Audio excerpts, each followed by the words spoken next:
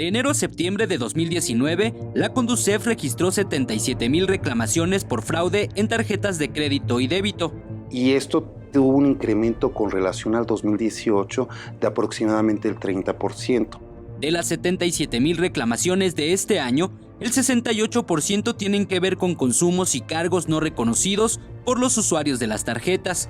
Sin embargo, en los últimos meses, la Comisión Nacional para la Defensa de los Usuarios de las Instituciones Financieras alertó sobre el carding, una nueva modalidad de fraude en tarjetas bancarias. El carding es que me hacen pequeños cargos, ¿sí?, para pagar diferentes servicios. Y como son pequeños cargos y normalmente nosotros no verificamos nuestro estado de cuenta, lo que sucede es que pues decimos, me gasté 500 pesos y veo 520 y digo, pues yo creo que está bien, ¿no? Pero no checamos el detalle y estamos pagando el servicio de alguien más.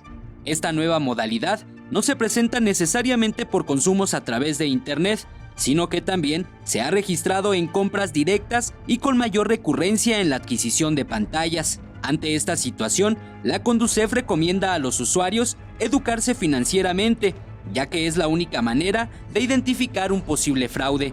Entonces nosotros, al momento que tenemos conocimiento de una nueva manera de fraude, nosotros inmediatamente lo que hacemos es ponerlo a disposición de la gente, ¿no? Entonces lo que tratamos es que la gente cuente con información para que se proteja. Y si entran a la página, tenemos muchísima información en cuanto a la parte de robo de identidad.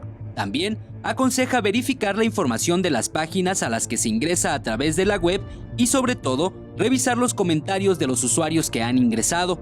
Así, evítalas resultar ser víctima de un fraude en cualquiera de tus tarjetas bancarias. Con imágenes de Jorge Barajas, Eric Pinto, 21 Noticias.